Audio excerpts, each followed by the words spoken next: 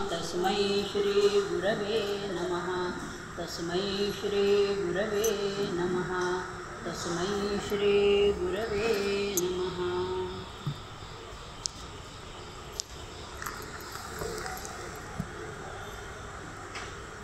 आजचा विषय नक्षत्रांच्या कथा असा आहे। विषय खूपच म्हणजे आकर्षक आणि खूप अभ्यास करायला घेतल्यावरती इतकी पुस्तकं वाचायला मिळाली की काय सांगावं आणि काय नको असं झालं। आपण सुरुवात ह्याच्यापासून करूयात। गीतेमध्ये जो विभूती योग आहे त्यांनी जे सगळी वेगवेगळी रूपं दाखवली, विशेषण भूती आता विभूती, तर श्रीकृष्णाने अर्जुनाला जे विशेष रूप दाखवलं विभूती योग आहे त्याच्यात त्यांनी असं म्हटलं आहे, आदित्यानाम अहम विष्णू ज्योतिषां रविरंशुमान् मरीचिः मरुतामस्मि नक्षत्राणाम अहम शशी। म्हणजे खरं म्हणजे असं आहे की व्यासोच्छिष्टम जगत सर्वम, व्यासानी उष्टावलेलं नाही किंवा व्यासानी ज्या गोष्टीला स्पर्श केला नाही असा एकही विषय या पृथ्वी तलावरती नाही। हे वाचल्यानंतर असं लक्षात आलं की खरंच म्हणजे हा पण नक्षत्रांचाही विचार त्यांनी केलेला असावा निश्चितच। कारण ते असं म्हणतायत की 12 आदित्यातले विष्णू जे आहे ना ते माझं स्वरूप आहे। नंतर आदित्य ज्योतिषचक्रातला जो अंशुमान म्हणजे किरण, अंशु म्हणजे किरण, तो म्हणजे माझं स्वरूप आहे। मरुद्गणातला मरीची म्हणजे मीच आहे। आणि आकाशातल्या नक्षत्राणाम अहम शशी, आकाशातली जी नक्षत्र आहेत त्याच्यामधला मुख्य म्हणजे चंद्र हा मीच आहे। असं बघितल्यानंतर असं वाटलं की अरे बापरे, मग आता मागे जाऊन कशामध्ये पौराणिक ग्रंथांमध्ये किंवा कशामध्ये यांचं वर्णन आहे ते तरी बघावं असा विचार आला। तोही बघितला, पण आपण एकूण फक्त धार्मिक गोष्टी न बघता एकूण सर्व प्रकारे त्याचा विचार करण्याचा प्रयत्न करणारे कुठली पुस्तकं बघण्यात आली तेही सांगते। एक तारोभरा आकाश म्हणून गुणाकर मुळ्यांचं जवळजवळ 700 पानांचं हिंदी पुस्तक आहे, ते इंग्लिश पुस्तकाचा अनुवाद आहे। त्याच्यामध्ये 72 नकाशे आहेत। आणि असं बघितलं की हातात घेऊन ते आपण जर निघालं तर आपल्याला कोणीही मार्गदर्शक लागणार नाही। स्वयं एव शिष्या स्वयं एव गुरु असं आकाशदर्शन आपल्याला घडेल। खरं म्हणजे या विषयातली गतिमती शून्य होती, पण ज्या व्यक्तीने अभ्यास केला होता त्या व्यक्तीच्या सान्निध्यात आल्यामुळे हा विषय मांडला की तुम्हाला काहीतरी थोडंफार त्यातली माहिती होईल, ज्ञान होईल। मी म्हणलं काय फरक आहे, माहिती आणि ज्ञान फरक आहे माहिती होतं, पण त्याने असं सांगितलं की वक्ता, नंतर श्रोता, लेखक हे सगळे द्रष्टे असावे लागतात। त्यांनी श्रोत्याला सुद्धा द्रष्टेपणाचं हे बहाल केले बरं का, म्हणजे दूरदृष्टी असावी लागते। मग म्हणलं ठीक आहे आपण अभ्यास तर करून बघू, म्हणून ते पुस्तक सहज वाचलं। आणखीन एक नक्षत्रांची मैत्री म्हणून पु.वी. खांडेकरांचं पुस्तक आहे, महादेवशास्त्री जोशांचं नक्षत्रमाळा। आणि त्याच्यात त्यांनी मला इतका मजा वाटली म्हणजे आत्ता समोर आपण बसलोय त्या आपल्या सगळ्यांना माहिती की जी पूर्वीची घरं होती जुनी त्याच्यामध्ये अशा म्हणजे कोळी जे जाळे करतात ती अशी घरटी म्हणण्यापेक्षा ती अशी लांब धागे आपल्याला माहिती आहेत। तर सुरुवातच त्यांनी केली होती की ह्या नक्षत्रांच्या माळा आहेत। भूलोकीतल्या मातीच्या घरातल्या नक्षत्रांच्या माळा म्हणजे ती कीटकांची कोळ्यांची घरं।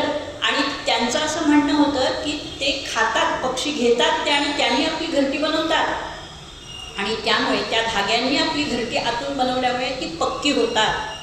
म्हणजे अशी सुरुवात महादेवशास्त्री जोशांनी त्या पुस्तकात केली की भूलोकीच्या घरातल्या नक्षत्रमाळा म्हणजे कुठल्या, तर ती कोळ्यांची जाळी। म्हणजे मला नवल वाटलं आणि का बरं असं म्हटलं असेल तर ते चमचम करतात आणि आकाशातले नक्षत्र तारे पण चमचमतात आणि त्याचा उपयोग आहे आणि नक्षत्रांचा पण माणसाला उपयोग आहे, म्हणून मला ती कल्पना सुचली असं महादेवशास्त्री जोशी एके ठिकाणी म्हणतात। त्याच्यानंतर आणखीन एक अगदी अलीकडचं म्हणजे 1994-95 नंतर डॉक्टर प्रकाश तुप्यांनी आकाश दर्शनाचा छंद म्हणून पुस्तक लिहिले। त्याच्यामध्ये अगदी वैज्ञानिक माहिती आहे आणि कोणीही हातात घेऊन बघितलं तरी ते कळण्यासारखं आहे। पण त्याच्याही पेक्षा हे जे पुस्तक मी म्हटलं ना तारोभरा आकाश अतिशय सुंदर आहे, अतिशय सुंदर आहे। म्हणजे त्याच्यामध्ये सगळा गाभा आहे, धार्मिक आहे, आध्यात्मिक आहे, पौराणिक कथा आहेत, वैज्ञानिक दृष्टिकोन आहे, पाश्चात्य कथा आहेत, आपल्या इथे काय कार्यांना म्हटले ते सगळं आहे। म्हणजे एकाच वस्तूकडे किंवा एकाच व्यक्तीकडे एकाच गोष्टीकडे सगळ्या आयामांनी कसं बघावं हे पण त्याच्यामधनं लक्षात आलं की आपण असा विचार नाही करत एका व्यक्तीकडे काय आहे हे आपण फक्त एकांगी बघतो, मग हे पण त्याच्यामधनं शिकायला मिळालं. आणखीन एक पुस्तक आहे आपली नक्षत्रे म्हणून अभाव्यांचं. त्याच्यामध्ये ना नक्षत्र वृक्ष आणि नक्षत्र यांची खूप मांडणी छान केली. म्हणजे आपलं जन्मनक्षत्र कुठलं आहे, त्यानुसार कुठलं नक्षत्र वृक्ष कुठलं लावावं, कुठलं लावू नये असा विचार करून मांडणी केलेली आहे. आळंदीजवळ डुडुळी नावाचं गाव आहे. तिथे एक गाडिया नावाचे गृहस्थ आहे. त्यांनी कमळांची अशी किती मला वाटतं 2 एकरवरती सर्व प्रकारच्या कमळांची शेती फुलवली. आणि मग त्यांचा असा विचार आहे की आता नक्षत्र वृक्ष पण लावावी तिथे. मी ते बघून आले मी, पण नक्षत्र वृक्षांचा अजून तयार नव्हतं झालं. पण तिथे जे कमळांची शेती बघितली ना तर एक असं मोठं म्हणजे अक्षरशः त्या खुर्चीपासून त्या टेबलपर्यंत एवढं एक मोठं लिली वॉटरचं एक मोठं पान होतं आणि त्याच्यावरती आपण बसू शकतो. म्हणजे प्रत्यक्ष तो माणसाने बसून दाखवलं. मग एका विद्यार्थ्यांनी त्याच्यावर बसून आपला वाढदिवस साजरा केला. तर ते म्हणले फक्त इथे केक नाही कापायचा, कारण हे आम्ही कमळाला आम्ही आमचं स्वस्ती नक्षत्रासारखं स्वस्ती म्हणजे शुभलक्षण चिन्ह मानतो. तर तेव्हा त्यांनी असं सांगितलं होतं की माझा विचार हे तारोभरा आकाश पुस्तक वाचल्यामुळे नक्षत्र वृक्षांची पण लागवड करावी असं वाटतं आहे.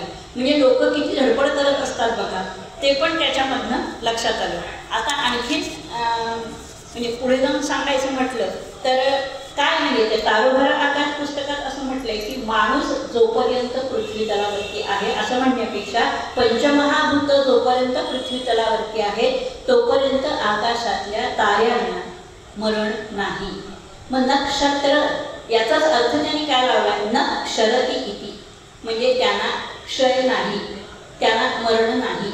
आणि जोपर्यंत आकाशातले तारे क्षरत नाही तोपर्यंत माणसाला पण मृत्यूचं भय नाही. म्हणजे माणूस हा पृथ्वी तलावरती टिकून राहील असं त्याच्यात त्यांनी विधान मांडलेलं आहे. ॲरिस्टॉटलसारखं की एक कावळा काळा असतो म्हणून सर्व कावळे काळे असतात अशा पद्धतीचं नाही. म्हणजे ते दुष्टचक्र नाही आहे.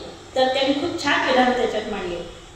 असं म्हणता येईल की पृथ्वीवर माणूस हजारो वर्षांपासून आपण आकाशात तारे बघतो, पण तरी सर्वांच्या मनात प्रश्न प्रथम उगवतो की आकाशात तारे आहेत तरी किती मोठे आहेत, कशापासून ते बनले आणि नेमके चमकतात का, हे अगदी कोणाच्याही मनात येणारे प्रश्न आहेत. आदिमानवानी अतिशय कुतूहल, जिज्ञासा, उत्सुकता ह्या गोष्टी जर आपल्या मनामध्ये असतील तर आपलं वय कितीही वाढलं तरी आपल्या जगण्यामध्ये आनंद असतो आणि तो आनंद आपण घेऊ शकतो आणि इतरांना पण देऊ शकतो. हे आकाशातले तारे म्हणजे नक्षत्र आपल्याला सांगतात, शिकवतात असं म्हणलं नाही की म्हणून उत्सुक शिकण्याची अट किंवा शिकण्यासाठी वय हे ग्राह्य नसतं. कोणत्याही वयामध्ये शिकता येतं हे जणू आकाशातले तारे सांगतात असं ते गुणाकर म्हणतात आपल्या पुस्तकामध्ये. तर आदिमानवाला कुतूहल होतं आणि म्हणून ताऱ्यांची गती कशी आहे, त्यांची स्थिती कशी आहे, त्याच्या गाभ्यामध्ये काय नेमकं आहे ही अभ्यास करायला सुरुवात केली. आणि त्याचं असं लक्षात आलं की ताऱ्यांमुळे आपल्याला दिशा आणि काळाचा बोध होतो. अगदी अलीकडचे म्हणजे 15 वर्षापूर्वीची एक गोष्ट सांगते. आपलं सोलापूरजवळ एक छोटं गाव आहे. तिथे आदिवासी जमातीची काही मुलं पाड्यावर राहत होती आणि त्यातला एक मुलगा चुकला म्हणजे तो आमच्याबरोबर एसटीत बसून पुण्यात आला. आता तो म्हणला नाही मला गावाला जायचं आहे. कसं जाणार म्हटलं, रात्र झाली की जातो. म्हटलं रात्री उलट जाऊ नको, मी पायी जाणार आहे. कसं जाणार म्हटलं, तर म्हणला आकाशामधल्या ताऱ्यांचा शोध घेतली जाईल आणि ते पोरगं 2 दिवसांनी पोचलं चालवतं. ही आत्ताची गोष्ट आहे. आम्ही त्याला सोडत नव्हतो. म्हटलं मी बरोबर जातो, पोचलो की आम्ही तुम्हाला कळवतो. कसं कळवणार म्हटलं, तुम्ही ज्यांच्याकडे उत्तर लावतात त्यांना फोन करायला सांगतो, पण मी कुठल्याही वाहनात बसणार नाही, मी बरोबर जातो. म्हणजे त्याचा त्या अनपढ मुलांनी सुद्धा कसा उपयोग करून घेतला दिशा ह्याच्यासाठी, ते त्याच्यासाठी उदाहरण आहे. आता आधुनिक खगोल विज्ञानानुसार एकूण आपल्याला म्हणजे विदाऊट चष्मा नुसत्या दृष्टीला दिसणारे तारे आकाशामधले एकूण 66,000 तारे आहेत असं त्याच्यात नमूद केलं आहे. आणि आपण त्यांना पाहू शकतो म्हणजे दुर्बिणीशिवाय, चष्म्याशिवाय सुद्धा. सगळ्या ताऱ्यांच्या मंडलामध्ये विभागून त्यांच्या सीमा पण निश्चित केल्या आहेत. आता एक गडावरचं उदाहरण घेऊ. सज्जनगडला शिबिर घेऊन अनेक वर्ष आम्ही जात होतो. तर सूर्योदयाच्या आधी उपासना व्हायची आणि साधारणपणे 6-6:30 म्हणजे अंधारच असायचा. आमचे जानेवारी डिसेंबरमध्ये शिबिर असायचे. आणि तेव्हा झाली काय गंमत, आतमध्ये वणवा पेटलेला होता, डोंगरावरती वणवा पेटला होता. तर मुलं म्हणायला लागली, तेव्हा लाईटच्या माळ्या आहेत डोंगरावर आणि वर आकाशात केवढे तारे चमकत आहेत. मी म्हटलं, अरे तो वणवा आहे आणि आकाशातले तारे आत्तापर्यंत आपल्याला कधी इतके दिसलेच नाहीत, कारण शहरामध्ये खूप आपल्याला उजेड असतो. म्हणजे दिवे आपल्याकडे खूप खाली असले की आपल्याला आकाशातले तारे एवढे दिसत नाहीत. म्हणजे इतकं ताऱ्यांनी भरलेलं आकाश मुलांच्या अजूनही लक्षात आहे. आणि त्यातल्या एकाला सहजपणे घरात सांगून ते माहिती होते, त्याने सगळ्या ताऱ्यांची ओळख पोरांना करून दिली. म्हणजे असे अनुभवलेले क्षण असतात, ते पण आपल्याला काही अनेक गोष्टी शिकवून जातात. आता आकाशामधला सगळ्यात चमकणारा तारा आपल्यालाही माहिती असेल, सगळ्यात चमकणारा तारा म्हणजे व्याध आहे. त्यालाच हंटर असंही म्हटलं जातं पाश्चात्य याच्यामध्ये.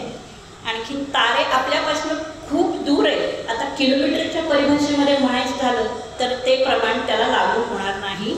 मग प्रकाश किरण एका सेकंदामध्ये 3 लाख किलोमीटर दूर म्हणजे जाऊ शकतात. आणि मग ग्रह आणि तारे यांचा परिचय त्या परिमाणामध्ये, त्या भाषेमध्ये करून घ्यायला हवा. आता ही आणखीन कोणाकोणाला उपयोगी आहे, तर नाविकांना पण उपयोगी आहे. ताऱ्यांचं त्यांना मार्गक्रमण करत असताना वैमानिकांना उपयोगी आहे. अंतरिक्ष यात्रींना तर सगळ्यात जवळचे मित्र आहेत ते. जसं आपण म्हणतो की सद्ग्रंथ, सद्गुरू, सद्विचार, चांगली माणसं हे आपल्या जीवनातले वाटाडे आहेत, तसं हे त्यांचे, ह्या सगळ्यांचे हे आकाशातले तारे हे खऱ्या अर्थाने वाटाडे आहेत, खऱ्या अर्थाने मित्र आहेत. फक्त आकाश आभाराच्छादित नको आणि स्वच्छ आकाश असेल तर हे तारे म्हणजे आपल्याशी खूप बोलतात, आपल्याला खूप काही सांगून जातात. आता याचा अतिशय म्हणजे सगळ्यांसाठी तो आवश्यक असला तरी सुद्धा एक विधान एका हिंदी भाषिकाने खूप छान करून ठेवले. ते इतकं भावलं की यदि रूप निखरेगा, म्हणजे सही रूप निखरेगा उस दिन मानव के उत्थान का, जिस दिन होगा मिलन विश्व में तारों और विज्ञान का. म्हणजे तारोवर म्हणजे खऱ्या अर्थाने म्हणजे बघा ना, खरं ताऱ्यांचा किंवा ग्रहांचा वैज्ञानिक दृष्टीने अभ्यास होतो, पण सामान्य मनुष्य पटकन त्याच्याकडे ओढला जात नाही म्हणण्यापेक्षा नाही बघत, इतक्या आकर्षकतेने किंवा इतक्या ह्याने नाही बघत, कारण आपल्याला त्यातलं महत्त्व एवढं समजलेलं नसतं. मग अशी म्हटल्याप्रमाणे न क्षरती, क्षय पावत नाही म्हणून त्याला नक्षत्र अशी संस्कृत त्याची व्याख्या आहे. सायणाचार्य काय म्हणतात की ज्याप्रमाणे माणसं घरामध्ये आपण दिवे लावून बसतो, आत्ता आपण इथे दिवे लावून बसतो अंधार नष्ट करण्यासाठी किंवा आपल्या सोयीसाठी, तसं देव आकाशामध्ये नक्षत्रांच्या प्रकाशामध्ये वावरत असतात. आता देव म्हणतात कसं, द्यू म्हणजे प्रकाश नाही, मग द्युती अतः देवा. मग नक्षत्र नसं देव म्हटलं तर काय हरकत आहे, तर काहीच हरकत नाही. नक्षत्रांची पूजा देखील आदिमानवाने केलीच आहे. आता कुठल्याही रात्री आभाळामध्ये अमावस्या आणखीन आभाळ वगळता आपल्याला आकाशात चंद्राकडे लक्ष गेलं ना तर तुम्हाला म्हणजे आपल्या पिढीला तर सगळ्यांना माहिती की सुभ्भर आहे आणि मध्यरूप आहे असं थोडं आपल्याला लहानपणी आपल्या आजी आजोबांनी घातलेलं आहे. आणि आपण पुढच्या पिढीला आधी तो म्हणजे काय हेच कळायला पटकन समजणार नाही. पण म्हणजे चंद्र आणि चंद्र आणि तारे आणि हे याच्यामध्ये सर्व भाषांमध्ये, जगामध्ये सर्व भाषांमध्ये ललित साहित्य आहे, बालसाहित्य आहे, नंतर युवा साहित्य आहे, सर्व प्रकारचं साहित्य आहे. याला कारण निसर्ग म्हणजेच आपण आहोत, मानव हा निसर्गाचा एक घटकच आहे. म्हणून मी मगाशी म्हटलं तसं की पंचमहाभूतांच्यामुळे तारे अस्तित्वात आहेत आणि तारे जोपर्यंत अस्तित्वात आहेत तोपर्यंत मानवी जीवनाला धोका नाही, असं विधान अतिशय एका ज्येष्ठ शास्त्रज्ञांनीच केलेलं आहे. आता भारतीय खगोल अभ्यासकांनी चंद्राच्या मार्गक्रमण जे आहे ना त्याचं 27 भागांमध्ये विभाग केले आणि त्या तारामंडळातल्या विशिष्ट ताऱ्यांची ओळख होऊन मग त्यांना वेगळी नावं दिली. आता पौराणिक कथेनुसार काय केलंय तर चंद्राच्या 27 बायका होत्या, 27 त्याला पत्नी होत्या. प्रत्येकी बरोबर एक दिवस तो घालवायचा कोणत्याही महिन्याच्या पौर्णिमेला. हे मात्र शास्त्र पण मान्य करते की कोणत्याही महिन्याच्या पौर्णिमेला रात्री ज्या नक्षत्रासमोर चंद्र येतो ना त्या नक्षत्राच्या नावाने तो महिना ओळखला जातो. आता उदाहरणार्थ चित्रा नक्षत्र आहे, चित्रा नक्षत्राच्या समोर जेव्हा चंद्र येतो तो चैत्र महिना. विशाखा नक्षत्राच्या समोर जेव्हा चंद्र उगवतो तेव्हा ते वैशाख महिना. आणि एकदा बरं का म्हणजे आणखीन जरा पाठीमागे जाऊन काय म्हणजे विचार कसा केलाय माणसाने, तर ब्राह्मण वाङ्मयामध्ये हे जे नक्षत्र आहेत ना त्याला नक्षत्रीय पुरुषाची उपमा दिली. म्हणजे ही जी सगळी नक्षत्र आहेत ना त्यात कसं केलं बघा की हस्त नक्षत्राला त्या पुरुषाचे हात मानले, नंतर चित्रा नक्षत्र आहे ते त्याचं शरीर मानलंय, स्वाती नक्षत्राला हृदय मानलंय कारण ते जास्त दैदिप्यमान आहे आणि हृदयामध्ये हृदय बंद पडलं तर माणूस देखील संपतो, म्हणून ते स्वाती नक्षत्राला त्या पुरुष प्रधान संस्कृतीमध्ये असं नाही पण त्यांनी ते नक्षत्रीय पुरुष असं म्हटलंय म्हणून त्याला ते स्वाती हृदय म्हटलंय. विशाखा नक्षत्राला त्या माणसाच्या शरीराच्या कल्पलेल्या मांड्या म्हटले, रोहिणी नक्षत्राला त्याची बोटं म्हटलंय, अश्विनीला गुडघे म्हटलंय, कृत्तिकेला कंबर म्हटलंय, पूर्वा आणि उत्तरा भाद्रपदाला बरगड्या म्हटलंय, रेवती नक्षत्राला कूस, आपण दोन्ही कूस म्हणतो ना दोन्ही बाजू, नंतर धनिष्ठा नक्षत्राला पाठ म्हटलंय, अनुराधा नक्षत्राला वक्षस्थ म्हटलंय, ज्येष्ठा नक्षत्राला नेत्र, चित्रा नक्षत्राला ललाट आणि मस्तक दोन्ही, आणि अर्धा नक्षत्राला केस, अशी त्यांनी पुरुषाची कल्पना केली. आणि ती सगळी अशी परत ती का केली तसे असं पण जवळजवळ 40 पानं त्या पुस्तकात मांडले. पण मग एवढं सगळं ते एकच विषय बोलला जाईल ना, म्हणून काय म्हणजे विचार करताना काय केला एवढं फक्त म्हणते. एकूण नक्षत्रामध्ये अश्विनी, भरणी, कृत्तिका, रोहिणी ही सगळी आपल्याला माहिती असणारी आहेत. मृगशीर्ष, आर्द्रा, पुनर्वसू, पुष्य, अश्लेषा, मघा, पूर्वा फाल्गुनी, उत्तरा फाल्गुनी, हस्त, चित्रा, स्वाती, विशाखा, अनुराधा, ज्येष्ठा, मूळ नक्षत्र, पूर्वाषाढा, उत्तराषाढा, श्रवण, धनिष्ठा, शतमिषा, पूर्व भाद्रपदा, उत्तर भाद्रपदा आणि रेवती ही सगळी आपल्याला पंचांगामध्ये असणारी किंवा एकूण नक्षत्र म्हणून माहिती आहे. आता पूर्वी आपण पाठ करत असताना जेव्हा सायंकाळी म्हणायचो तेव्हा आपण मराठी महिने, इंग्रजी महिने, नक्षत्रसुद्धा आपली म्हणून घेतली जायची. पण आत्ताच्या पिढीला आपण जर सारखी म्हटली त्यांच्यासमोर तरच येणारी आहे, नाहीतर मग नक्षत्रांचा त्यांच्याशी संपर्क फक्त बघण्यापुरता किंवा व्हॉट्सअपवर पाहण्यापुरता एवढाच राहील. आता जन्मनक्षत्राचं पण मगाशी मी सांगितलं होतं की कोणत्याही व्यक्तीच्या जन्माच्या वेळी पृथ्वीवर ज्या नक्षत्रासमोर चंद्र असेल ते त्या व्यक्तीचं जन्म नक्षत्र मानलं जातं. आता नक्षत्र देवता म्हणजे काय, तर प्रत्येक नक्षत्रामध्ये दैवी चैतन्याचा निवास असतो किंवा दैवी चैतन्याचा निवास असतो. उदाहरणार्थ भरणी नक्षत्र आहे ना, तर भरणी ही भरणी करणारी किंवा पोषण करणारी असं म्हटलं आहे. आणि पण त्याच्या नक्षत्राची देवता ही यमदेवता आहे. भरणी नक्षत्राची देवता ही यमदेवता मानली. आता एकूणच म्हणजे त्या मला जे पुस्तक मी मगाशी म्हटलं ना तारोभरा आकाश, त्याच्यामध्ये जे मुद्दे मला पटले, मला आवडले आणि सगळ्यांना सांगावेसे वाटले ते फक्त मी नमूद करून ठेवले. बाकीचं आवाढव्य पसारा तुमच्या पुढे नाही आणला तो. आता नक्षत्र अध्ययनाचं काय महत्त्व प्राचीन भारतामध्ये होतं, तर चंद्रसूर्यांच्या स्थितीचे आपल्या दैनंदिन जीवनामध्ये खूप महत्त्व होतं. आणि म्हणजे पूर्वानुभवानी किंवा अनुभवानी आणि असं 100% मौसमाचं सुद्धा आकलन त्यानं होत असे आणि ते अचूक करत असत. आता शेतीविषयक बघताना म्हणजे पृथ्वी एका वर्षात आपल्याला माहिती आहे की पृथ्वी एका वर्षात सूर्याभोवती प्रदक्षिणा करते आणि सूर्य वर्षभरात 27 नक्षत्रांभोवती एक प्रदक्षिणा पूर्ण करतो आणि चंद्राला 13.5 दिवस लागतात. मग अधिक महिना जो येतो ना 3 वर्षांनी, तो या चंद्रसूर्यांच्या गतीमुळेच येतो. आणखीन एक हिंदीमध्ये एक खूप छान कहावत म्हटलं आहे त्याला, आणि त्याच्याप्रमाणे मग ती लोक आपलं ऋतुमानाप्रमाणे किंवा हे काय करतात बघा. रोहित खाट मृगशिरा छवनी आर्द्रा आय धान की बवनी असं म्हटलंय. म्हणजे इतकं छान वर्णन केलं आहे त्याच्यात त्यांनी. म्हणजे अर्थात सूर्य रोहिणी नक्षत्रात असताना काय करायचं नाही, तो केव्हा असतो रोहिणी नक्षत्रात ते पण दिले की साधारण 25 मे ते 8 जून तो रोहिणी नक्षत्रात असतो. मग म्हटलं रोहिणी खाट. मग रोहिणी खाट म्हणजे काय, तर खाटलं बाजलं विणावं. पूर्वी घराघरात खाटलं बाजलं विणलं जायचं. मग ह्या दिवसात ते खाटलं बाजलं विणण्याचं काम करावं. 8 जून ते 22 जूनपर्यंत झोपडी आणि घराची छप्पर दुरुस्ती करावी. म्हणजे म्हटलंय तिथे मृगशिरा छवनी मग मृग नक्षत्र जेव्हा असेल तेव्हा ह्या म्हणजे गळू नये म्हणून ती दुरुस्ती करावी. नंतर 8 जून ते 22 जून घर आणि झोपडी दुरुस्ती करावी. आणि आर्द्रा नक्षत्रामध्ये आर्द्रा आय धन की बवनी म्हणजे आर्द्रा नक्षत्रामध्ये 22 जून ते 6 जुलै धान्याची पेरणी करावी. भात लावणीच्या काळामध्ये पावसाची खूप गरज असते. पाऊस भरपूर असला तर भात खूप चांगलं येतं. जेवढं त्यांच्या ह्याच्यामध्ये भात मुठी बदलतात बघा तेव्हा पण पावसाची गरज असते. म्हणजे ते एकाच छोट्या याच्यामधनं त्यांनी प्रत्येक पिकाला कुठलं मग नक्षत्र आवश्यक आहे, त्याच्यावर कुठलं चांगलं येतं, कुठलं खत वापरावं असा खोलात विचार करून विचार मांडलेला आहे.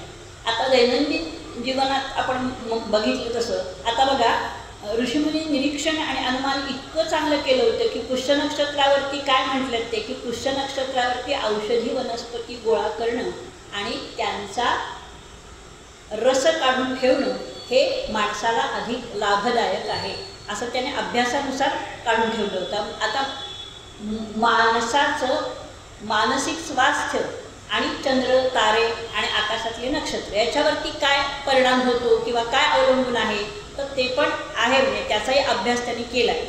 आधुनिक संशोधनामध्ये सुद्धा विज्ञानामध्ये आपल्या मानवी स्वास्थ्यावरती होणारा परिणाम US मध्ये सुद्धा त्यांनी सगळा याचं इंग्लिश भाषांतर पण आहे बरं का या पुस्तकाचं. मी आत्ता जे सांगितलं तारोभर आकाश तर त्या पुस्तकात पण US मध्ये 10 रिसर्च पेपरची मांडणी केली होती आणि त्याच्यात त्यांनी असं म्हटलं आहे की ॲटॉमिक एनर्जी आणखीन हे जे आहे त्याच्यामध्ये सूर्याच्या भ्रमणानं पृथ्वीवरती कुठल्या कुठल्या तारखांना आता जे तारखा मांडले पण तिथी कुठल्या येतील त्या नक्षत्रानुसार 1, 7, 14 आणि 25 या तारखांना अधिक दुर्घटना होतात कारण त्या 27 दिवसातल्या त्या तारखा असतील. 27 नक्षत्र कुठलं आहे त्याप्रमाणे त्या अश्विनी भरणी कृत्तिका रोहिणी मृग शिरा आर्द्रा पुनर्वसु आणि पुष्य या नक्षत्रांमध्ये ठराविक काळामध्ये जर का चंद्र त्या काही कालावधीत असेल तर जगामध्ये कुठल्याही भागामध्ये दुर्घटना अधिक घडतात असं त्यांनी ते सप्रयोग किंवा उदाहरण देऊन सिद्ध केलं होतं. आता याच्यात खोलात उदाहरण नाही देत बसले कारण मग तो विषय परत वेगळा होईल. आता आणखीन एक मृगाचे तुषार आल्यानंतर म्हणजे मृग नक्षत्रामध्ये तुषार आल्यानंतर शेतकऱ्याला आनंद होतो, सामान्य माणसाला आनंद होतो. आणि लहानपणी पुस्तकात एक गोष्ट किंवा ऐकली असेल किंवा वाचली असेल किंवा ऐकली असेल बादशाह अकबराने बिरबलाला प्रश्न विचारला होता की 27तून 9 गेले तर किती शिल्लक राहतील असा प्रश्न विचारला होता. तर बिरबलाने उत्तर दिलं तात्काळ उत्तर दिलं की 0 राहील. तर बादशहाने अतिशय संमतीदर्शक मान हलवली आणि बाकीचं म्हणायला लागले की काय चाललंय काय यांचं असं काय म्हणतायचं. तर बिरबलाचं उत्तर बरोबर कसं तर 27 नक्षत्रातली पावसाची केवळ 9 नक्षत्र आहेत आणि मग त्या काळात कृषीप्रधान आपला देश होता अजूनही आहे. पाऊस होता म्हणजे अतिवृष्टी आणि अनावृष्टी ह्या दोन्ही गोष्टी थांबण्यासाठी रुद्र आजही म्हटलं जातं. रुद्रामध्ये पण चमकदमकामध्ये नक्षत्रांचा उल्लेख आवर्जून आहे. मग आजही ते म्हटलं जातं.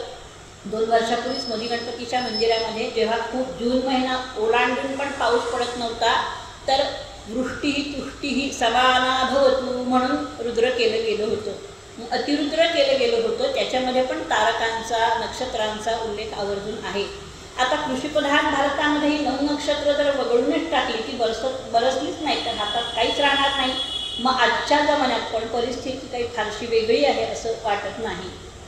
आता पावसाचे 9 नक्षत्र म्हणजे कुठली तर मृगशीर्ष आर्द्रा पुनर्वसु पुष्य आश्लेषा मघा पूर्वा फाल्गुनी आणि उत्तरा फाल्गुनी. हस्त आणि चित्रा कृत्तिका म्हणजे हस्त आणि चित्रा. आता चित्राचा पाऊस अति पडला तर कुत्रासुद्धा भात खाणार नाही अशी एक म्हण आहे. आणि आणखीन अगदीच अर्वाच्य पण काही जणांना ती माहिती असेल तर म्हणजे पडतील मघा तर पुढे हागा अशी एक म्हण मी ऐकलेली आहे. तर मी म्हणलं याचा अर्थ काय की इतका हा पाऊस पडतोय की बाहेर जायची पण म्हणजे परिस्थितीच नाही आहे. मग करणार काय. काही गोष्टी काही आवेग हे माणसाच्या पलीकडे आवरण्याच्या पलीकडे नसतात. आयुर्वेदाने त्याला 14 आवेग किंवा वेग असं म्हटलं आहे.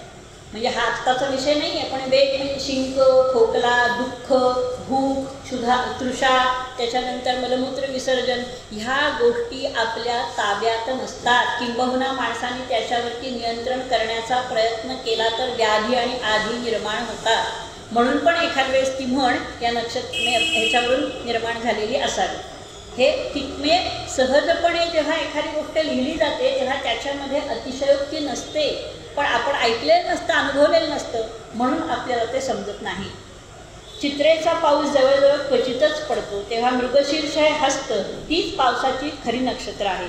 आता आंतरराष्ट्रीय मान्यतेनुसार हे मी त्या तुप्यांच्या पुस्तकात मला ती 2 उदाहरणं आवडली म्हणून मी घातली की आंतरराष्ट्रीय मान्यतेनुसार 5 जून हा पर्यावरण दिवस मानला जातो, पण पूर्वी 7 जून हा पाऊस काळ सुरू होण्याचा परंपरेने धरलेला जातो आणि आजही आपण असंच म्हणतो की 7 जून या तारखेला आपल्या दिनदर्शिकेमध्ये सुद्धा सूर्याचा मृग नक्षत्रात प्रवेश अशी स्पष्ट नोंद आहे.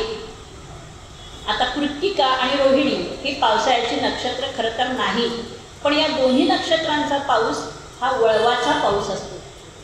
मग कृषी कार्यासाठी विशेषतः मृगाची पेरणी करण्यापूर्वीची जी शेतातली कामं करण्यासाठी ही नक्षत्र अतिशय महत्त्वाची आहे. म्हणजे तेव्हा त्यांची दखल घेऊनच मृग म्हणजे मृगशीर्ष नक्षत्राचा आता थोडक्यात आपण परिचय करून घेणार आहोत. माणसाला साऱ्या सृष्टीविषयी जे कुतूहल वाटतं ना, तीच त्याच्या ज्ञानाच्या मागणीची पहिली निशाणी असते. अगदी उपजत्या क्षणापासून मरेपर्यंत माणूस शिकत असतो. मगाशीच म्हटलं, शिकण्याला वयाची अट नसते. त्याचं शिकणं कधी संपतच नाही, कारण मानवी समाजाचे कुतूहल खूप अमर्याद आहे. भूत, वर्तमान आणि भविष्य याचं ज्ञान झालं तरी पुढं काय घडणार याची अपार जिज्ञासा माणसाच्या मनामध्ये असते, किंबहुना असावी, तरच तो आनंदी राहू शकतो, निरोगी राहू शकतो. मनाने, शरीराचं आपल्या ताब्यात नसतं, पण मनाने आनंदी माणूस सर्वांना हवासा वाटतो. सर्वांना आनंदी माणूस हवासा वाटतो. तेच आकाशातल्या ताऱ्यांच्याकडनं आपण शिकायचं असतं. आता लेखक, कलावंत, मगाशी म्हटलं मी, लेखक, कलावंत, तत्त्वज्ञ, श्रोता आणि वक्ता यांचा द्रष्टेपणा असावाच लागतो, आणि तो द्रष्टेपणा ताऱ्यांकडून आणि ग्रहांकडून आपण घ्यावा ही मानवी कल्पना आहे.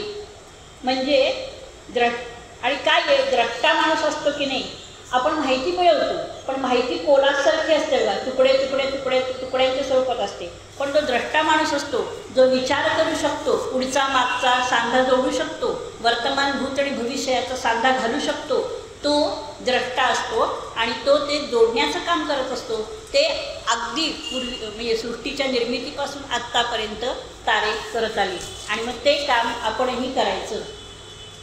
आता कृत्तिका नक्षत्र बघूयात. काय कृत्तिका आणि रोहिणी नक्षत्र पण आवश्यक आहे. कृत्तिका नक्षत्र म्हणजे काय, तर 6 तारकांचा संघ.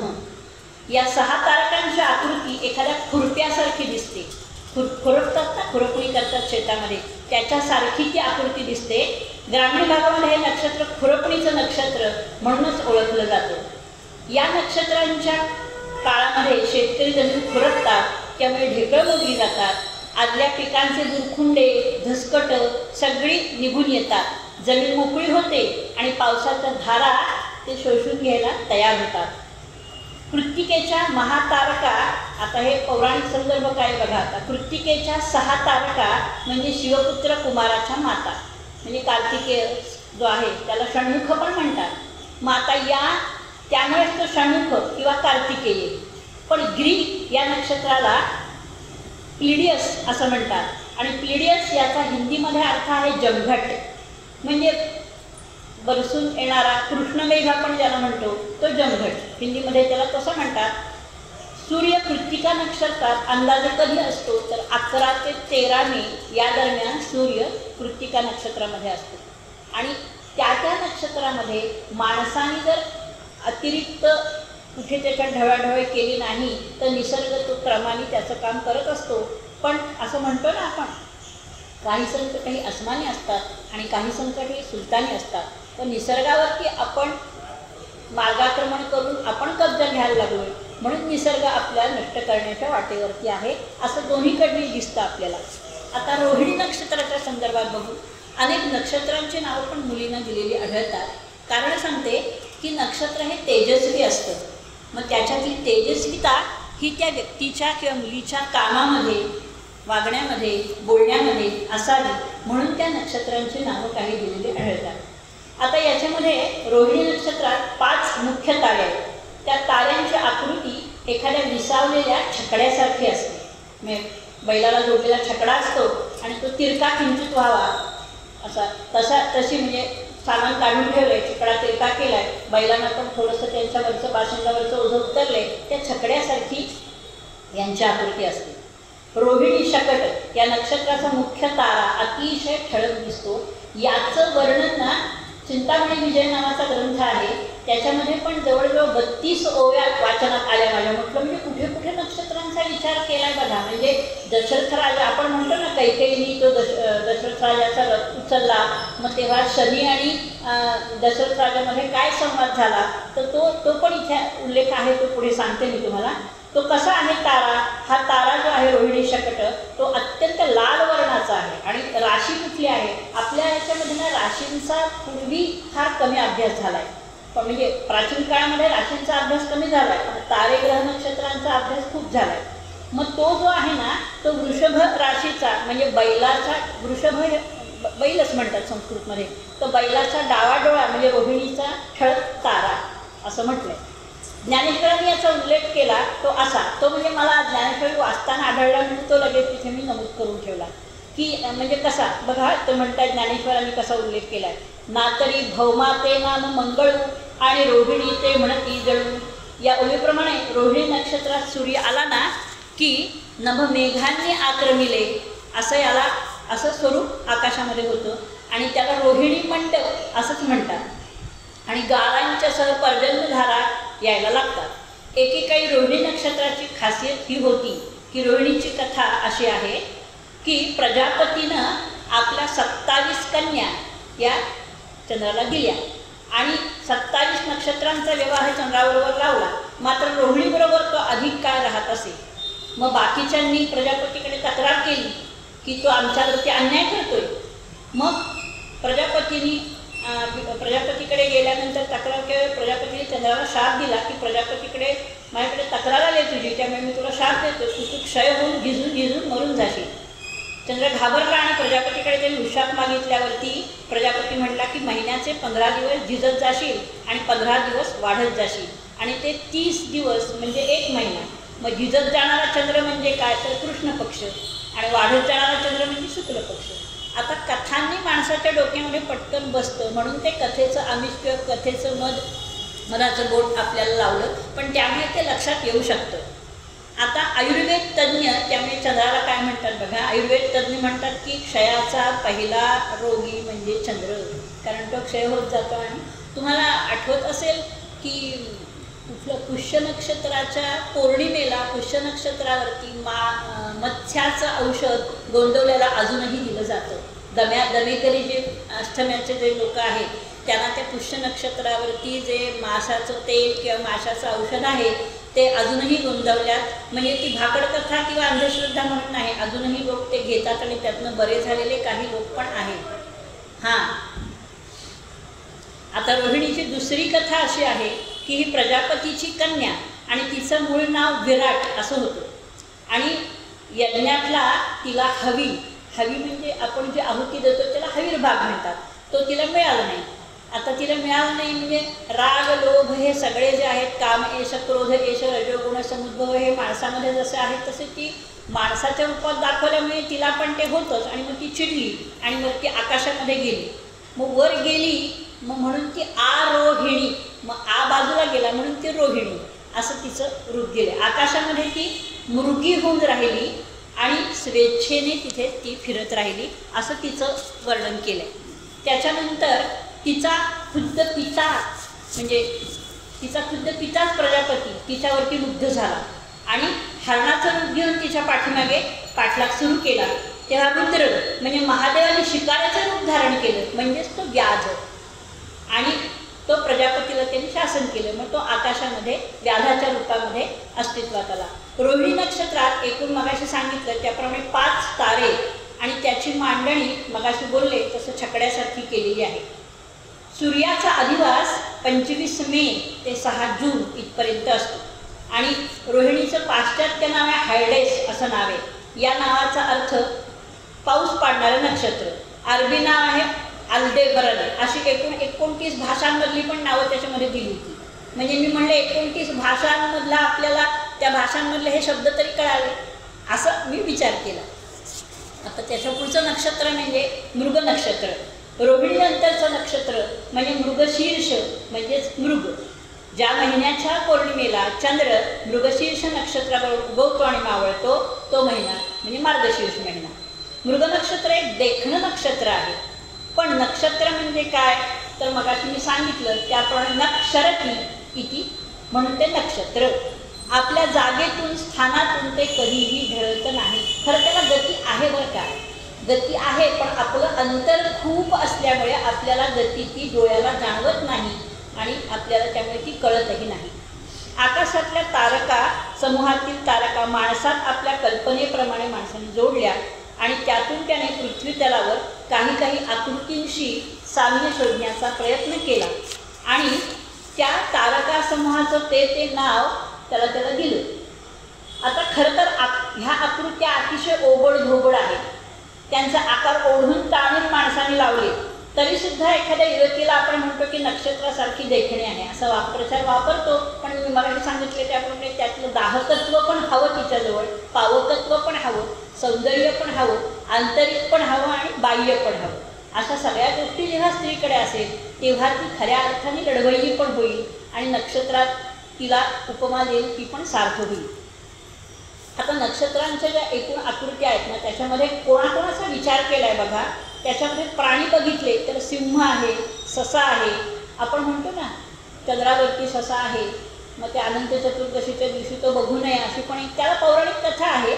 पण ससा आहे, मासा आहे, बैल, अस्वल, सर्पराज, विंचू, मानवी आकृतीमध्ये कन्या, 2 बालकं, नंतर अमानवी आकृतीमध्ये छकडा, तराजू, चौरंग अशा वेगवेगळ्या आकृत्या त्याच्यामध्ये कल्पना केलेली आहे. मृग 13 तारकांची बनलेली एक आकृती. आता मृगाचा पाठलाग करणारा तारा म्हणजे व्याध किंवा त्याला लुब्धक असं म्हटलंय, तो एक त्याचा सहचरपण आहे. भारतीय कल्पनेला मृग हा प्राचीन म्हणजे भारतीय कल्पनेनुसार मृग हा ती आपण मृग म्हणतो, पण ग्रीक कल्पनेनुसार शिकारी किंवा हंटर असं त्याचं नाव आहे. त्यालाच ओरायन असं म्हटलं आहे. आता ओरायन म्हटल्यानंतर आपल्या लोकमान्य टिळक फक्त मंडालेच्या तुरुंगात त्यांनी गीतारहस्य लिहिलं एवढं आठवत असलं तरीसुद्धा लोकमान्य टिळकांची प्रतिभा अनेक विषयांमध्ये अगदी खोलवर गेलेली होती आणि ओरायन हा ग्रंथ त्यांनी आर्टिक होम इन वेदाज याचा अभ्यास करून उत्तर ध्रुव हे आर्यांचं मूळ स्थान आहे हे त्यांनी ग्रहनक्षत्रांच्या अभ्यासावरून आणि तो ग्रंथही त्यांचा अभ्यास लोक अतिशय म्हणजे हृद्यपणे वाचतात आणि तो मान्य आहे. ग्रहनक्षत्र यांच्या प्राचीन स्थानावरून वेदांचा काळ आणि आर्यांचं मूळ वसतिस्थान यासंबंधी त्यांनी काही निष्कर्ष काढले आणि त्याला अभ्यासू लोकांनी पण मान्यता दिलेली आहे. आणि आता ओरायन म्हणजे हंटर. मग आता हंटर म्हटल्यावरती कुत्रं पण हवंच आणि मग छोटा श्वान आणि मोठा श्वान हे पण त्याच्यामध्ये ह्या काही गोष्टी आहेत त्या पाश्चात्य संकल्पना आहेत आणि त्याला कुठलं नाव आहे आपण दिलेलं हे पण त्याच्यामध्ये आहे. आता मृगशीर्ष म्हणजे आकाशातल्या 13 ठळक तारकांचा एक देखणा आणि सुपरिचित समूह. यातला आता आकाशामध्ये वायव्येचा तारा त्याला इंग्लिशमध्ये अल्फा, बीटा, गॅमा अशी जी म्हटली आहेत ना तर ते एकत्र. आता थोडक्यात अजून एक सांगायचं म्हणजे हे त्याच्यात नेमकं आहे काय. मी माझ्याकडे घरी मुलं येतात त्यांना मी सांगत होते तसं म्हटलं त्याच्यात नेमकं आहे काय. मी म्हटलं त्याच्यामध्ये मूलद्रव्य आहे. आपण जसं मूलद्रव्य म्हणजे तुम्ही फिजिक्सचा अभ्यास करायला गेलात तर तुम्हाला जसं कळतं तर मूलद्रव्यांचं प्रमाण पण कमी जास्त होतं. मग ते म्हणले असं आहे तर मग तो अभ्यास योग्य पद्धतीने ती लोकं करत होती. कारण काय नेमकं उत्सुकता आपण शमवल्याशिवाय आपलं पण समाधान होत नाही. मग आता त्याच्यामध्ये आता आरुद्रा असं म्हटलंय. मग आर्द्रा म्हणजे काय तर आरुद्रा म्हणजे ती रुद्रा समवेतची रुद्राच्या बरोबर असणारी म्हणून तिला आरुद्रा असं म्हटलंय. आणि तिरप्या 3 रेषेमध्ये असं तिरप्या 3 रेषेत व्याधाने हरणाच्या पोटात बाण मारला असं चित्र आपल्याला आकाशात दिसतं बघा. खरं म्हणजे ते नकाशा आणले असते आणि इथे जर का सोय असती ना ते खूप रंजक झालं असतं असं मी मला आत्ता सांगताना सुद्धा जाणवतं. पण ते काही गोष्टी आधीपासून जर का ठरवल्या असतील तर होतात, आयत्या वेळेला तसं होऊ शकत नाही. आता मृगाच्या मागच्या 2 पायांच्या मध्यावरती दक्षिणोत्तर सरळरेषेत 3 तारका असतात, त्याला मृगाचं शेपूट असं म्हटलं आहे. मग आता हे सगळं वर्णन नुसतं आपल्याला तो समोर दिसल्याशिवाय होणार नाही. तैत्तिरीय ब्राह्मणामध्ये उल्लेख असा आहे की द्वादुपतताम तौ द्वौ श्वानुभावताम, म्हणजे ते दोघे आकाशात उडाले. कोण दोघं? तर ते 2 लहान लघु श्वान आणि मोठे श्वान ते आकाशात उडाले आणि ते तिथे दिव्य श्वान होऊन राहिले. अशा संदर्भात त्याचं वर्णन केलेलं आहे. आता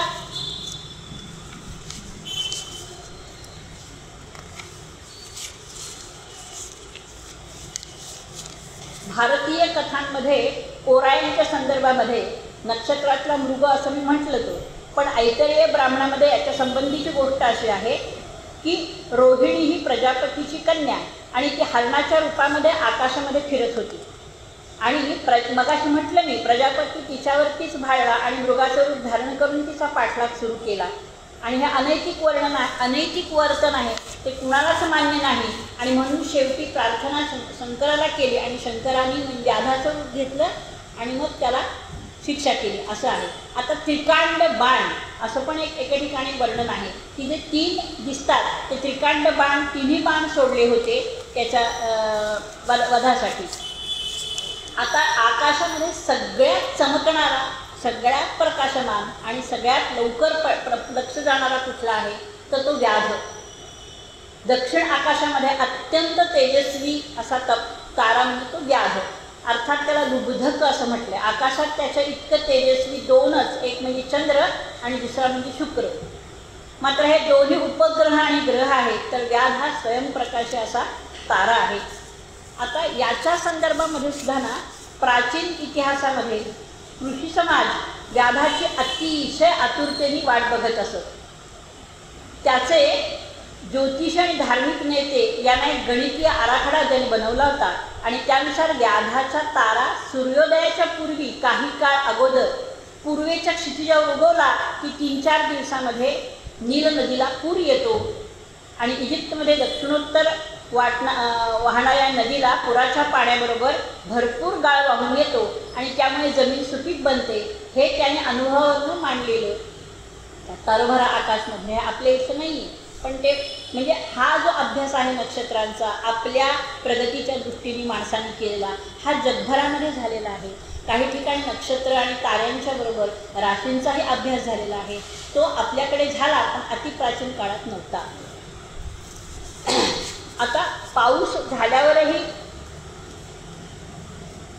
झाल्यानंतर सुद्धा आता बघा, म्हणजे मृगशीर्षामध्ये धरती कसं काय स्वागत करते तर माऊलीच्या दुग्धापरी आले मृगाचे तुषार असं वर्णन केलेलं आहे. माऊलीच्या दुग्धापरी आले मृगाचे तुषार, वैशाखाच्या वणव्याने होळपळणारी जमीन आहे ना ती शोषून घेते सगळं पाणी आणि म्हणून मातीचा गंध येतो. तो पहिल्या पावसाचा गंध असतो, तो नंतर आपल्याला कधीही तसा जाणवत नाही, कारण नैसर्गिकच आहे. जगातल्या कोणत्याही सुगंधाची तोड मृद्गंधाला आहे तशी. आता मृद्गंधाचं अत्तरही तयार करतात बघा, पण जो नैसर्गिक गंध आहे मृद्गंध जो पहिल्या पावसाचा येतो तो मातीच्या गंधा, म्हणून ते मातीच्या गंधाने भरला गगनाचा गाभारा ही पाडगावकरांची कविता मला आठवली म्हणून ते वाचता ती लिहून ठेवली ती ओळ. आता पाऊस झाल्याची बातमी निसर्गामध्ये आणखी कुणाला कळते तर चिखलात झोपलेल्या बेडकांना अगदी पहिल्यांदी कळते. म्हणजे तुम्हाला आश्चर्य वाटेल, मी इथे येण्यापूर्वी ज्या घरामध्ये बसलेले होते ते डॉक्टर हेमा साने यांच्या घरी मी रोज 3-4 तास बसलेली असते आणि त्यांच्याकडे म्हणजे अक्षरशः झाडं, जंगल आणि त्याच्यामध्ये एक पत्र्याचं घर. मी त्यांच्या घरापासून बाहेर पडेपर्यंत म्हणजे ह्या टेबलपासून तिथपर्यंत मला बेड 2-3-4 बेड चुकवत त्यांच्यावर पाय पडला तर आपल्यामुळे त्यांचं मरण नको ओढवायला म्हणून ती वाट चुकवत ती पटापट बाहेर पडत होते ते. म्हणजे हे मला आत्ता एक थोड्या वेळापूर्वी अनुभवलेली गोष्ट आहे म्हणून आठवली. म्हणजे आपण कल्पनाच करू शकत नाही की असं आपण राहू शकतो का. तर हे मी बेडकांचं विषय निघाला म्हणून सांगितलं. आणि खेकड्यांची जी बिळं असतात ना ती पाण्याने भरतात आणि ते पण बाहेर येतात. ते पण मी आत्ताच बघितले. म्हणजे भीती नाही वाटली मला, कारण रोज जात असले काही भीती नाही वाटली. तुम्ही तुमच्या वाटेने जा, मी तुम्हाला चुकवून जाते, कारण मला तुमच्यापासून त्रास नको म्हणण्यापेक्षा मला तुमचा त्रास नको, माझा तुम्हाला त्रास नको असं वाटल्यामुळे कसं आहे, साहचर्य असेल तर आपल्याला भीती नाही वाटत. आपल्याला सवय नसेल तर आपल्याला एखाद्या गोष्टीची, एखाद्या माणसाची, एखाद्या वस्तूची पण भीती वाटते. मग पूर्वी माणसाला अग्नीची सुद्धा भीती वाटत होती, पण ती आवश्यक आहे, तो दाहक आहे आणि पावकही आहे, म्हणून तो त्याचा उपयोग त्यांनी करून घेतला. आता दक्षिण भारतामध्ये आणखीन एक कल्पना खूप छान आहे बरं का, की मृग नक्षत्राचे 4 ठळक तारे आहेत ना, तो पलंगच मानतात त्याला, आणि त्या निद्रिस्त त्याच्यावर एक राजकन्या आहे. ती मृगशीर्ष म्हणजे ते तो झोपलेल्या मुलीचं ते शरीर असं मानलं जातं. आणि मांडवाच्या त्याची जी असं ते त्याच्यासारखं दिसतं ना माझ्यासारखं, त्याला काही लोक वाटतात की मांडवाची मेढी म्हणजे ते लग्नासाठी तयार केलेलं लग्न मंडप असं म्हणतात. आणखी मी मगाशी जे वर्णन सांगणार होते ते पुढे मी लिहून ठेवलं होतं, तर ते चिंतामणी विजयमधलं दशरथ संवादाचं होतं बघा ना, तर ते खूप छान कारांचं वर्णन केलं आहे. तो म्हणतोय की सूर्यवंशी तू अति विख्यात, मी हे असे सूर्यपुत्र, अस्त्रन प्रेरी हे निश्चित, तुणी घाली महावीरा. हे शनी दशरथाला म्हणतोय. शनीचे ऐकता प्रेमोत्तर, दशरथी आल्हादला झाला थोर, वदता झाला सत्वर, ज्ञानी लागली ते काळी, रोहिणी शकटाचा भेद निर्धार, न करी यावत चंद्र दिवा करऊ, आणि महिमा राज्य आणि माझ्या राज्यावर अवदृष्टी कला नसावी, सुरादी मानवांसी न छळावे त्वा कवणांसी, ऐसी भाक देशी मलसी, तरीच अस्त्र हे ठेवीन. म्हणजे हा रोहिणी शकटाचा उल्लेख पण केला बघा त्याच्यात, म्हणजे तो किती अभ्यासपूर्ण त्याचा झाला असेल ते बघता येते आपल्याला. आणखी महाभारत आणि रामायणामध्ये मात्र ना याचे उल्लेख म्हणजे याच्या अभ्यासाचे उल्लेख नाही आहे, पण विष्णू धर्मोत्तर पुराणामध्ये, मार्कंडेय पुराणामध्ये पहिल्यांदा याचा उल्लेख आला आहे की शनी जो आहे ना तो सूर्याचा पुत्र आहे. शनी म्हणजे काय, छायेचा पुत्र, सावर्ण. देवी भागवतामध्ये बघा, सावर्णी सूर्यतन यमनु कथ्यते क्षमा निशामय तदुत्पत्ती, तसा आहे विस्तरात गरतो मम. तर छायेचा पुत्र जो आहे ना तो सावर्णी, आणि शनी सूर्याशी लढून त्याचा पराभव केला. आणि तपती म्हणजे तपती म्हणजे तो तापतो ना खूप, आणि त्याच्यावरनं तापी नदी, आणि त्या शनीची सख्खी बहीण म्हणजे ती तापी नदी किंवा तपती असा त्यांनी उल्लेख केला आहे. म्हणजे परत मी म्हटलं मगाशी की पंचमहाभूत म्हणजे जल आणि आकाशतत्वामधलं तारा यांचा पण माणसाने मेळ घातला होता. रावणाने काय केलं होतं, सर्व ग्रह पालथे घातले होते, आणि मग नारदांनी त्याला सांगितलं की अरे बाबा हे काय करतोस तू, शनीची वक्रदृष्टी गेली तर तू नाहीसा होशील ना. आणि मग त्याप्रमाणे शनीची दृष्टी रावणावर पडल्यावरती त्याचं राज्य गेलं आणि त्याची दुष्कीर्ती पण झाली. आणि असं म्हणतात ना की यमाच्या रथाचं वाहन हे कबूतर आहे, त्याचा रंग काळा असतो, कबुतराचे डोळे पण लाल असतात, आणि ते यमाचं पाखरू मानलं जातं, म्हणून ते अशुभ मानलं जातं. आणि मग मला याच्यावरनं हे लागलं, म्हणजे थोडासा डोक्यात प्रकाश पडला की फिरायला जातात नदी किनारी आपण बघते ना किती धान्य त्या कबुतरांना टाकलं जातं. मग हे कुठेतरी डोक्यात असतं का की ते यमाचं पाखरू आहे, मग त्याला धान्य दिल्यामुळे आपली काहीतरी पीडा कमी होईल, आपला मृत्यू दूर जाईल, असं काही लोकांच्या मनात असतं का? कारण माहीत नसताना घरात केलं जातं म्हणून आपण बाहेर ठेवतो. मग बघा त्या कबुतरांना जास्त धान्य घातलं जातं, बाकी इतर पाखरांना धान्य घातलं जात नाही. म्हणजे खरं म्हणजे ती मिळवू शकत नाहीत असं नाही आहे.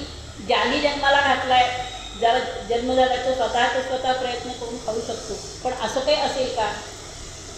आता अशनी म्हणजे अशनी उल्का.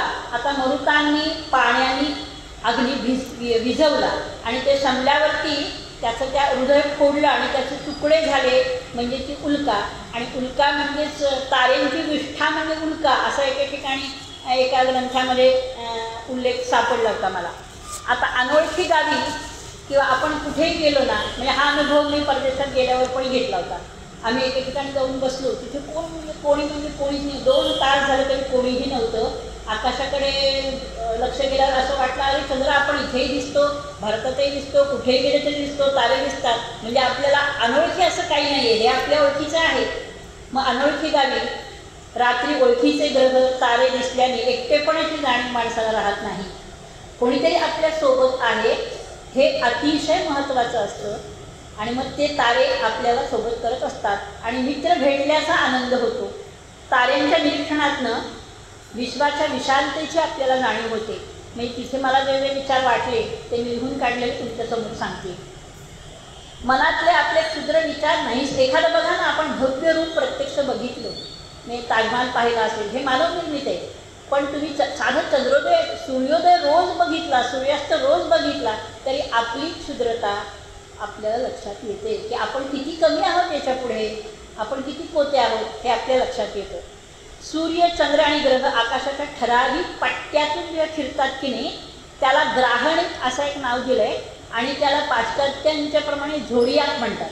ते झोडियाक म्हणजेच ग्राहणिक. तर दोन्ही मार्ग बरोबर, म्हणजे दोन्ही शब्द एकमेकाला पूरकच आहेत.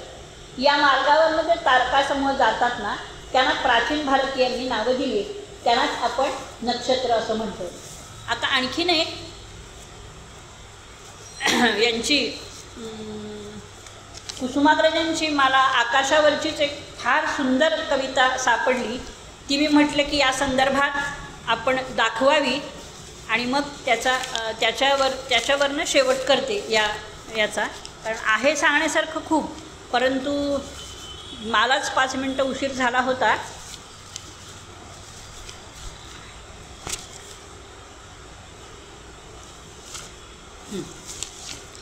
मी कुसुमाग्रजांच्या संदर्भात बोलायचं झालं तर त्यांचं पद्य म्हणजे अफाटच कल्पना आहे.